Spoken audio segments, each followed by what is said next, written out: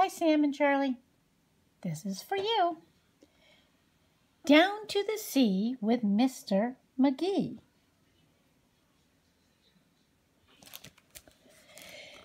Mr. Magee and his little dog Dee love spending time in their boat on the sea.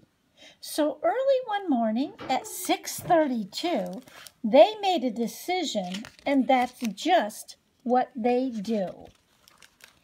Right after breakfast, Magee packed a lunch, sandwiches, carrots, a thermos of punch, a big box of raisins, some pickled sweet beets, chocolate chip cookies, and crunchy dog treats. With plans for the day and enough lunch for 3, they hopped in the car and drove down to the sea.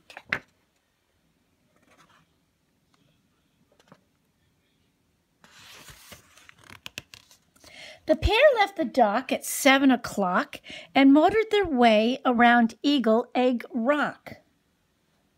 They passed the lighthouse and the old wreck, with Magee at the wheel and Dee on the deck.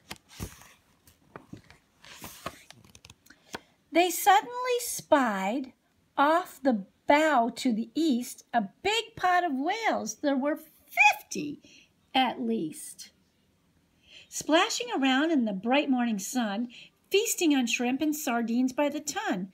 But one little whale had eaten his fill, munching on minnows and plankton and krill, was bored with his breakfast, and since he was through, he swam off in search for something to do. Now Dee and Magee, in their boat on the bay, didn't notice the whale that was heading their way. They were watching the other whales put on a show, and soon that young whale was directly below. That's a big, big whale. From under the sea, the little whale spied Magee and Dee's boat, but not them inside. He longed for adventure. He wanted to play, so he bumped at the boat in a most friendly way. Then the whale placed his blowhole directly below, and ever so gently he started to blow. Magee saw the bubbles. He felt the boat sway. Then up went the boat on a fountain of spray. Higher and higher the little boat flew, as harder and harder the little whale blew. Oh my goodness. Then the whale blew a blast as hard as he could, much harder, in fact, than a little whale should. And that final blast blew the boat up in the sky, first 30, then 40, then 50 feet high. The boat kept on rising, but it didn't stop there when the wind hit it hard and it flew through the air. Dee and Magee sailed over the sea when all of a sudden they got stuck in a tree.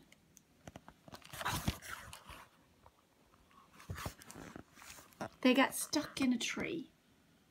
So they were there, stranded, Magee and his pup, on top of the spruce, 60-something feet up. My goodness. From their perch in the sky, the two watched in dismay as the whale far below swam swiftly away. Magee was downhearted. Just what could he do? They seemed hopelessly stuck, but little Dee knew the secret to get the boat safely unpinned was to rock back and forth and wait for the wind. So they rocked and they rocked for an hour or so, but the boat didn't budge because the wind didn't blow. And just when they thought they'd be stuck there all night, they spotted far off a spectacular sight. Away in the distance, across the blue bay, the whales, all 50, were heading their way. They swam through the water in one long row and gathered around the small island below. Magee looked down at the circle of whales surrounding the island and raising their tails. He felt a bit nervous, a little bit tense, when all of a sudden it made perfect sense. "They're trying to save us," he shouted with glee. Hold on, Dee, hold on, as tight as can be."